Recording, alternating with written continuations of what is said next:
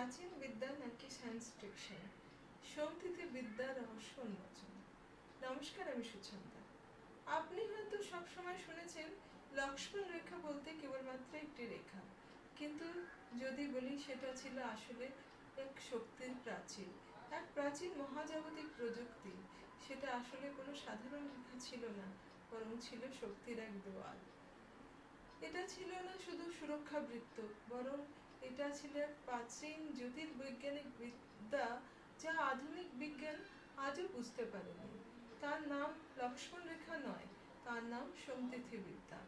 বলা হয় এই বিদ্যার রহস্য বেদে লুকানো ছিল, আর এর বীজমন্ত্র ছিল এইরকম: সমং গ্রহে বৃত্তাং রতাস্বহা বেতু সম্ভব ব্রহ্মৈ বাচ প্রমাণ লগ্না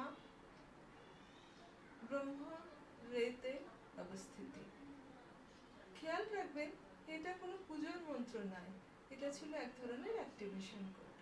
আধুনিক ভাষায় বললে সোমতিথি এমন এক শক্তি ছিল যে অগ্নি, জল এবং বায়ুর কণাগুলোকে শোষণ করে এক অদৃশ্য এনার্জির সুরক্ষা ঢাল তৈরি করত। আজকালকার যেভাবে সায়েন্স ফিকশন মুভিতে দেখা যায়, তা হাজার হাজার বছর আগেও বাস্তব ছিল। ইতিহাস বলে মাত্র 4টি গুরুকুলে এই বিদ্যা শেখানো হতো, এবং লক্ষ্মণও ছিলেন সেই শিষ্য যিনি এটা জানতেন। তাই তিনি সীমা টানেননি, তিনি এই সোমতিথি বিদ্যাই অ্যাক্টিভেট করেছিলেন। মহাভারতে অস্ত চলেছিল, প্রচন্ড যুদ্ধ হয়েছিল 18 দিন ধরে, কিন্তু সেই শক্তি যুদ্ধভূমির বাইরে ছড়ায়নি, কারণ ভগবান শ্রীকৃষ্ণ কুরুক্ষেত্রের চারপাশে সোমতিথি ফিল্ড অ্যাক্টিভেট করেছিলেন।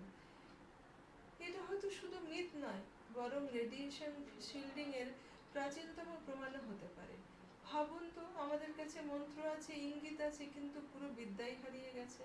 আজ বিজ্ঞান বলছে এটা অসম্ভব, তাহলে বেদে কেন লেখা ছিল?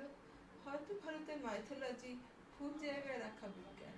আপনি যদি মনে করেন সত্যিই এটা ছিল, তাহলে আপনি কমেন্ট করুন সোমতিথি ইজ রিয়েল, এই ভিডিওটাও শেয়ার করুন।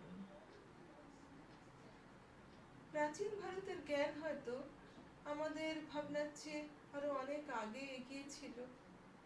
আজ আমরা একে মিথ বললেও হয়তো এর মধ্যে কোথাও হারানো সত্য লুকিয়ে আছে। সোমতিথির মতো এই জ্ঞানগুলো হয়তো একদিন আবার আমরা বুঝতে পারবো, হয়তো বেদের মাধ্যমে আমরা এদের আবার খুঁজে পাবো। আমার এই আলোচনা